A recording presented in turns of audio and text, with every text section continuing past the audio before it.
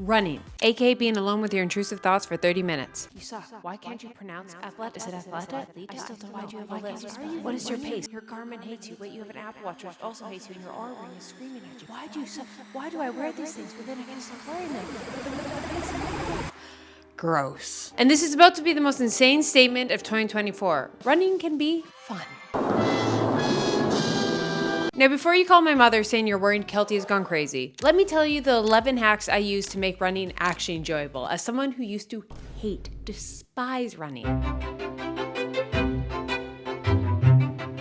Number 1, make a running bucket list. You can have specific routes you want to do or things you want to do on your run. And you have bonus, make it seasonal. Because we're in fall, I'm going to have fall ideas. Run by a cute bookstore. Step on a crunchy leaf. Run to go get a cinnamon bun. Have a pumpkin spice before you run. And then when winter comes, run down streets that are festive. Have it on your bucket list to run by a pumpkin patch. Number 2, make a tracker. A place to check it off. This can be Strava, you can make a checklist, you can make a digital one on your phone or iPad, or you can make a old school one. Now, you don't have to be obsessive. Honestly, being super obsessive makes it exhausting. If it's just simple as every day you check off and you see all that progress, it's so satisfying. That's why I did a whole run streak. Hack number 3, go on a color run. I saw this on an Instagram reel, Bridget Campbell, I'm gonna put it up here, and she goes on colored walks. Going on a color walk today. But I'm like, why can't we just do this running? And it's really to be mindful and enjoy. So pick a color, we'll say blue, and while you're on your run, just try and spot as many blue things as you can, or of course go orange because the holiday season, and a blue sign, a blue towel, a blue flower. And it's just a great way to be mindful and kind of out of your head while you're running and kind of turn it into a game. Number 4, weight lift, because nothing makes a run more miserable than pain. Running is just the same continuous repetitive movement again and again and again and again. So if you have any muscle imbalances, if one side's stronger than the other, your glute's weaker than your hamstring, it's eventually just one muscle's gonna fatigue and the other one isn't strengthened, and so it's gonna collapse, and that's what causes injuries. Obviously there's so many ways, but the best way to bulletproof yourself as a runner is to weight lift. There's so many resources on there. There's physiotherapists, there's personal trainers that specialize in it. So go educate yourself online. If you have the finances, definitely go get assessed by a professional, because that's been the biggest benefit for me, is knowing the specific muscles I have weakness in and lack of mobility, and by strengthening those kept me pain-free. And when I fall off is when I've been injured. That's why we all hate running, because pain. So make it so it's not painful. Speaking of pain, number 5, cramps, just how to avoid them. Now, there's several reasons you might be getting cramps while running. Number 1, not proper breathing, so having very shallow breaths. 2, you've mistimed the fueling of your running. You kind of have to really figure that out, how far before or after a run you can eat, because I know if I eat a ton and then go right for a run, I'll get a cramp. It's not the end of the world, but it's not fun. And number 3, hydrating. Make sure you're hydrated, and specifically enough electrolytes. Now, it wasn't even just in the run, but also after runs. In the middle of the day, I used to have chronic calf cramps, which I've talked about many times, and I'd wake up in the middle of the night and it was debilitating. And even I remember back in my sports career, I would always get so many cramps. And now, unless I missed my food or I work out way in the afternoon, I just never get cramps because I supplement with electrolytes. And the electrolyte I use is Element, because of its science-based ratio of 1,000 milligrams sodium, 200 milligrams potassium, and 60 milligrams of magnesium. It is trusted by professionals. It helps with that crash in the middle of the day, the fatigue I was having, the brain fog. So many times it is from not hydrating properly, specifically electrolytes, because you can keep drinking water and drinking water and drinking water, but if you're not getting enough electrolytes in, it actually can sometimes not be beneficial. If you're into running, you definitely need to have an electrolyte routine of some sorts, and that's why I love Element. It's just a little package. I keep one in my running vest, so no matter where I'm at, I know I have access to one. I have them in my purses, and also they just taste delicious. Some healthy habits suck. This one doesn't, because it's good. It makes water taste better. It's good for you. It's trusted by professional athletes, and it is a game changer and should be part of your hydration routine as a runner to avoid cramps. And of course, I'm not just going to tell you guys about it and not give you a deal. So if you go to my link, drinkelements.com/Keltie, you will get one of their sample packs, which is a great way to try all 8 flavors or share with a salty friend. Once again, that's drinkelement.com/Keltie. Thank you, Element, for sponsoring this video and every single run, because I don't think I've been on a run without Element in years. Or at least one in my stomach. Hack number 6, save audiobooks and podcasts for your runs. Now, if you have that favorite podcast or audiobook you're really into, if you save it for a run, it's just that enjoyable time. You know you have something to look forward to, and it's really motivating. I read the most random audiobooks. I was gonna say I read a lot of books, but my channel has nothing to do with books, but sometimes wellness is. Could I do a wellness book? Would anyone want a video involving my reading?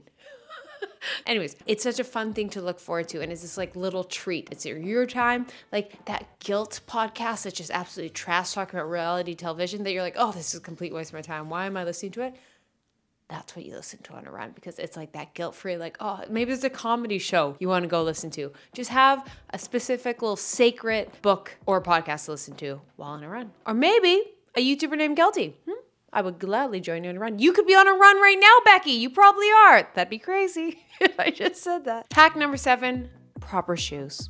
Yeah, I'm gonna keep reaming this down your guys' throat, because improper shoes can make or break a run. Now, yes, the pain can be cramps, it can be improper muscles, but it can also just be worn out or improper shoes for your running form. Now, this is a specific thing. Every running shoe is going to be different, and I can't just say, hey, you should wear the Hoka Clifton 9, because they might not actually be the best for you. But I'm gonna give you some tips of what to look for a running shoe to find the best one for you. Number 1, the fit. Make sure there's some room for your toes to spread. You should almost be able to fit 1 thumb of space versus like a walking shoe, because every time you step, your toes are going to spread and you want them to be able to spread. 2, consider your goal. If you're really going for long distances, I would consider a more cushiony shoe. If you're someone who's going for shorter distances, like 5-10, where speed is the biggest thing, consider the responsiveness, the bounce to it. And then also consider if you're a trail runner, track, or road runner. 3, cushion level. Pretty much the less cushion, the more you have to train. For example, if it's a really cushioned shoe, you can just go out there and raw dog it because you're very supportive. Versus something like a barefoot running shoe that has no cushion, you have to train up to be able to use those, because we're just not used to it in day to day, because we've all wear shoes. Number 4, the width of your foot. Some shoes come in wider models, like New Balance I find always is a bit better for wider shoes, versus Nike is really known for having narrow shoes. So just research the brand you're looking to if you need a neutral, wide, or narrow foot. Number 5, consider the heel to toe drop. Now this is how high your heel versus your toe is. And the average running shoe is about 10 millimeters versus a 0 drop shoe, like a barefoot shoe, is 0 millimeters. That means the toe and the heel are equal. And pretty much the lower the drop, the more likely you're gonna land on the mid to front of your foot. And the higher up the heel, the more you have the ability to land on your heel. Versus like a barefoot running shoe, 0 millimeter, you should not be striking with your heel. You should be striking with your toe. And that's why it really matters your form. For example, if you're someone who naturally always is a heel striker, so when you land on your heel, you'll want that elevated heel toe. Versus if you're someone who lands on their forefront or midfoot, you kind of have a flexibility to do whatever, but I can't perfectly assess that for you. Just everyone know there is debate, but it tends to lean don't be a heel runner. But that's for another time. Number 6, also consider things like your pronation, if you land on the outside, inside, or middle of your foot, and also just the stability you need for your ankle sport. Number 7, and change your shoes every 400 to 500 miles. I know it sucks, but you know what sucks more? Being injured. So save up for Black Friday, Boxing Day, and that's what I do. Anyways, I'm gonna stop there because I could have a whole video on it, but that was as rapid fire as I could make it. Speaking of proper shoes, next tip, number 8, proper clothes. What the heck is that noise? It sounded like a plane landing on my apartment building, you know. The helicopter pad we have for all the billionaires that live in my building. Just kidding. Definitely not. Definitely not. Anyways, with winter here, that means dressing. We can't just raw dog it with a pair of shorts anymore. I gotta stop saying raw dog it, but it's such a funny saying. And nothing will make a run more unenjoyable than being cold and miserable. So here's some tip how to dress for the fall and winter season. It's all about layers. So here's some different layers you can have, and pretty much the colder it is, the more layers you add. Number 1, you need a pair of sweat wicking and well-fitted socks. Number 2, a base layer. Make sure it's seamless, sweat wicking, no zips, no pockets. Number 3, the mid layer. This keeps you warm but not overheating. Think a fleece jacket, an insulated vest, lightweight thermal top. Look for details like mesh panels, which will help you from overheating and let some of the hot air out. Number 4, a jacket. This is your outer layer. Look for windproof and waterproof. If you're somewhere that it doesn't rain, you can just go water resistance. But if you're someone like me who lives in Vancouver, where your biggest natural nemesis is the rain, then you have to go waterproof, not resistant. Number 5, bottoms. Now, this really depends. If you live in a mild climate, lucky you, just keep wearing shorts. Pretty much just keep wearing shorts till you can't, and then switch to leggings. Go for a sweat wicking pair. If you're where it's really cold, like when I'm in Edmonton in Sweden, look for like a thermal pair, a fleece lining that are still sweat wicking. Like you really want a performance fleece, not just like a cozy at-home fleece that's gonna be sweat wicking and keep you warm. And then of course you can layer your leggings. You could have like base layer legging and then an outer layer. In summary,